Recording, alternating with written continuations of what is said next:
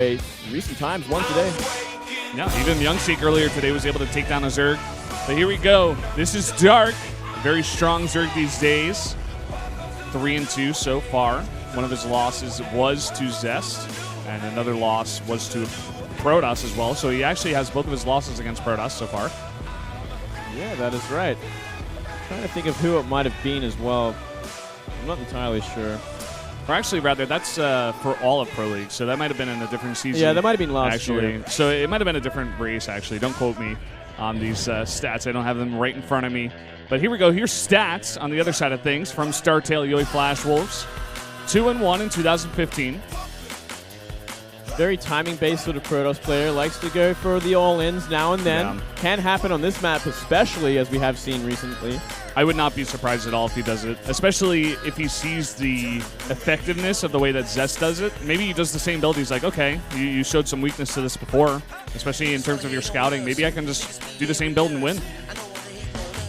Well, we're going to have to wait and see, Valdez, as I use that term once again. For the 500th time We're always today. waiting and seeing, man. We're going into the match, guys. Dark versus San on Foxtrot Labs.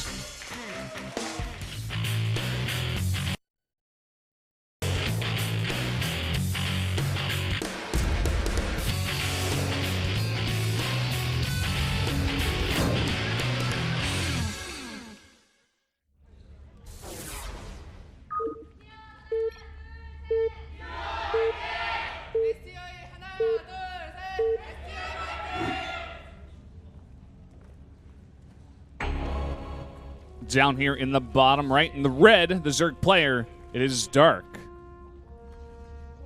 And in the top left, it is the StarTale player, San. Now we have different positions this time, Valdez. One's not as susceptible to timing attacks. Perhaps we will even see a gold base from Dark if he so chooses. If it was Linok, he would. Yeah. He would. Take that first. He'd be like, I don't know, I'm fine. Yeah, well, I'll make it work. Yeah, man, he's greedy. He wants that gold. Can't blame him. He gets away with it just about every time as well. Third base, on the other hand, if Dark was to take it above his natural, have to kill some debris to kind of create a safe passage to it. That he will. Pylon in the main here from San, so probably no forges coming out here unless he wants to build in his main. Not something we see too often. Yeah, I wouldn't suspect so. You want kind of a pretty big block on this map in your natural if you wanted to go for any sort of forge fast expand. It's just that wide in these positions, which can be a problem.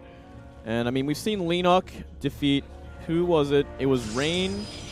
He won one game against Rain, and he did go for a very, very quick speedling all-in against him on this map simply because of how big that choke is in the natural. We are going to see 15 pull from Dark, though. Dark has his own style, his own flavor when it comes to a lot of these matchups.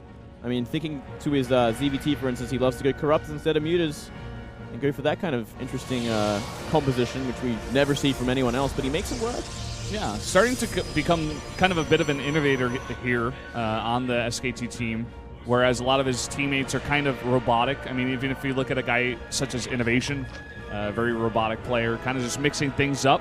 Really like his playstyle, and I'm really liking what you're saying in the lead. Thank you, Valdez. No problem. So we are going to see that gateway expand from Sound.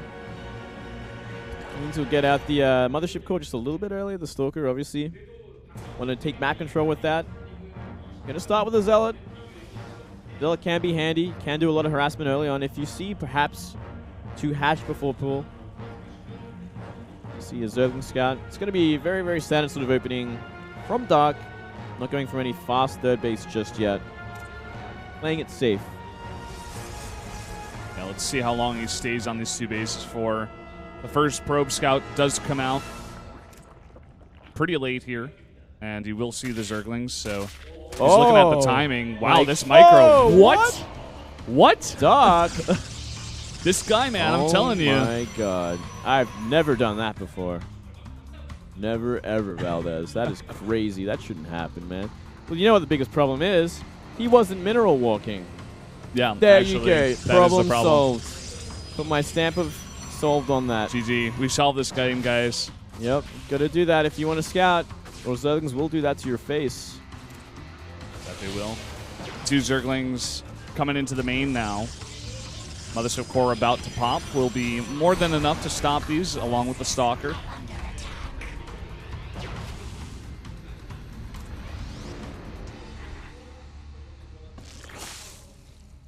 Now just having this game kind of come through here. Both gases taken in the main for Dark. Yep, staying on 2 base for now. Going for those 5-minute gases. Okay, I knew this build exactly. So from here, adds 1 creep queen. Sometimes you add 2 with this kind of build. Creep out, just be a little bit safer. We are seeing 3 gateways added as well, so Dark definitely knows what's up. He definitely knows that on the cards is a 4-gate pressure. Yeah, and this screams San, by the way. This is like San's build, basically. Not surprised to see him do it on the map. On this map, I should say. Spinecrawler is coming down, as he has identified the fact that those 3 gates are coming up, in addition to the 4th one in the main. Nice pylon placement, very close to the gold, as well as close to that natural. Whoa, gotta be careful with that mothership. Already losing a bit of health here, actually. Don't want to lose any health before this fight actually starts. Let's see how many warp-ins we see. Obviously, Zerglings scout the front. They see warp gate has been researched, but no investment from San on the map.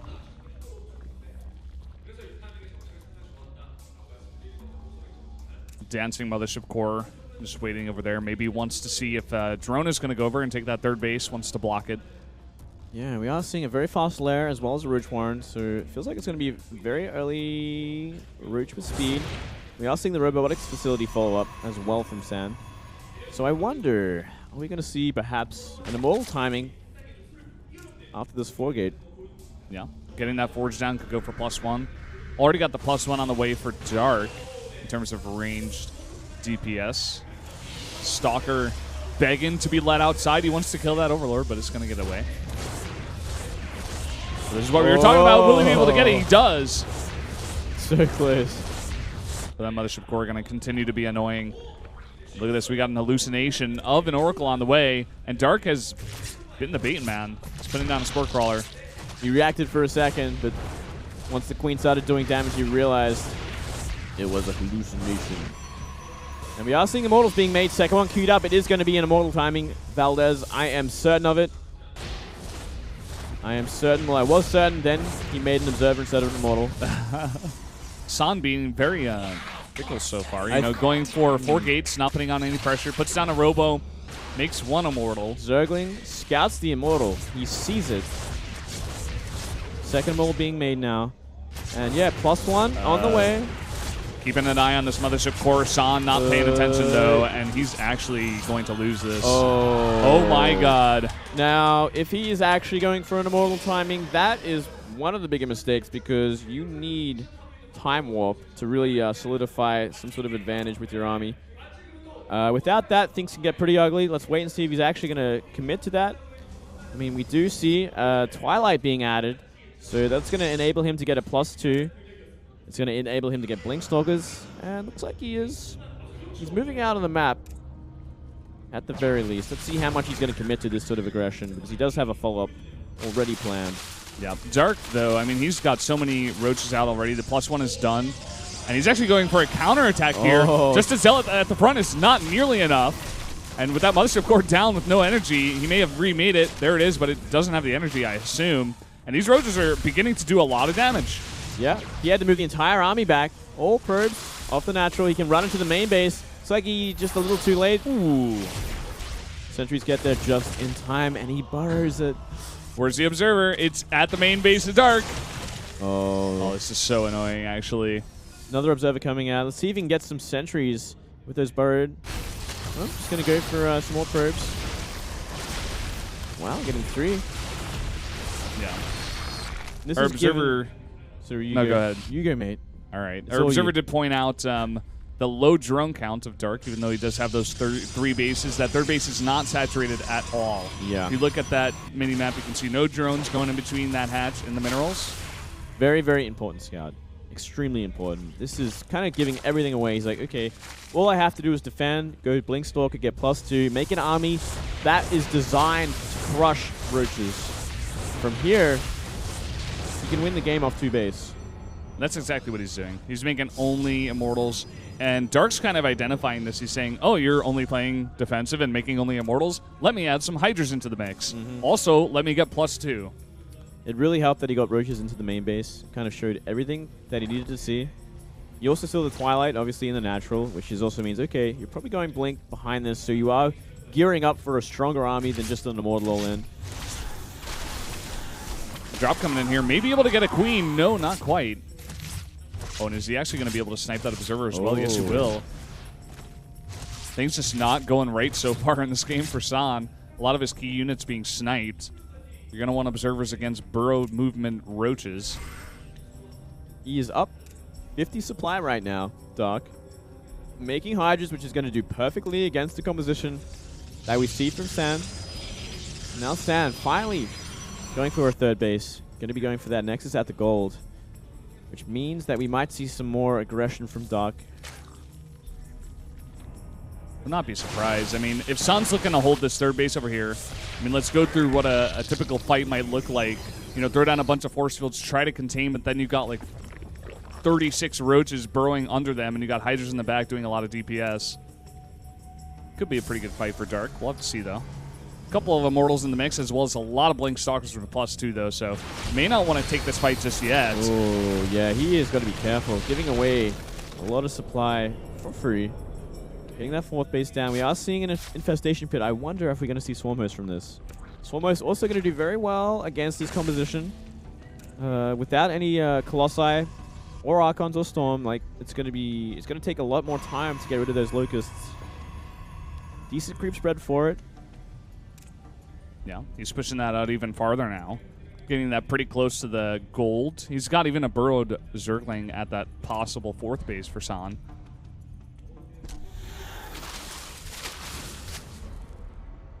Deciding not to really invest in anything after that Infestation Pit. Oh, looks like it's going to be Hive, so Viper follow-up. Definitely not a bad choice as well. He can go for Blinding Cloud against this kind of composition. Yeah, and this is so annoying. Yeah, there's kind of an easy transition for San with this army. If he decides to, hold on a second, a big engagement. Nice force fields, turning out a lot of these Hydras. But is there still enough in there just to do too much damage to this army? Yeah, I mean, Dark's got a really nice concave, but like you were saying before, the Hydra's not doing too much damage. Now they finally filter through, trying to focus down those sentries. Oh, wow. Big blink forward. This is going to mean a lot of Stalkers go down. He will eventually be able to wipe everything out, but that is a lot of damage to the Stalkers. I think that was a big mistake from San. Yeah, I mean, these Hydras have +2 as well. So even though you do have the blink, like you were saying before, he blinks forward, takes a ton of damage. And look at the supplies right now. Dark is going to remax. He's going to make a lot of units. He does have that Hive on the way as well. But big counterattack on the way out of San. Big counterattack. 40 supply lead. And Hive almost finished, so we are going to see Vipers on the way once Dark has enough gas. It's going to make it a lot easier to fight against this kind of style. And here we go. Dark knows exactly where he is. Yeah, and the thing about this is that there's only one sentry. Look at all of these Hydras and the Roaches in the front. He is going to try to blink micro, which he's doing a decent job of now, but Dark has more reinforcements on the way. More Warpins from San, but the Warpism does get shut down here. Some decent blink micro, but it's not enough. Dark just has too many units. Yeah, that blink forward in the last fight just really set San behind way too much. You don't want to be blinking on top of that many Hydras, and it just put him so far behind. Like, look how far down he is. He's about 80 supply down at this point. And we have Dark at tier 3. And when he has enough gas, he can make even more of a powerful army with Vipers, with Blinding Cloud. There's nothing these Stalkers will be able to do against the Hydras. Dark even now taking a fight up here on the high ground. Those probes at the gold being killed at the same time. I think at this point, Dark just has too much stuff. San, he's barely got any sentries. He's got only Blink Stalkers. Dark is looking to push forward and end this game. He is. Still, Dark doesn't want to overcommit a little too much. It's still a very awkward position to fight from two fronts. Especially with a lot of Roaches. They're going to be out kind of gunned. But maybe he's just going to try and bulldoze through. Yeah, Dark very confident at this point, just pushing through the gateways, fighting on the right side with half his army. He doesn't even need his entire army against the Stalkers. San looks defeated in this game, and GG is called. Dark takes game number 2. against San. Well played from Dark. Critical mistake blinking forwards from San. Really, I think, clinched it for Dark. The follow-up counterattack was just a little too small. Only just a little. Like, it wasn't a completely dominated fight, but he had just a few more stalkers. Just maybe he could have pushed through. Dark was just kind of controlling that game from the get-go as well. Like, even just forcing San back in the base with some very aggressive, just a huge amount of roaches, switching into the Hydras, forcing San into a particular comp, and then just taking a hive. He didn't even need it at that point. Like you were saying, just the fight that he took against all those roaches and Hydras that also had the +2 just not go too well.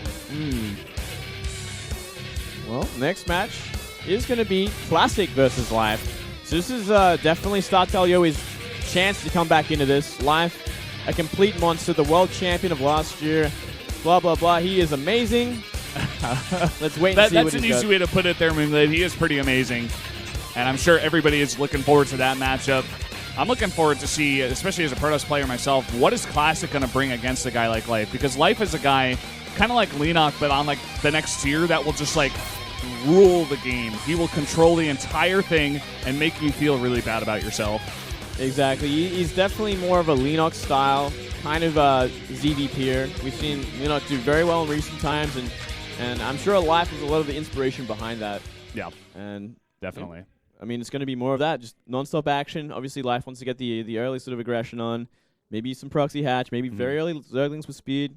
We'll have to wait and see. We will have to wait and see. Guys, we're going to go to a 2-minute break before getting to that game, so stay tuned.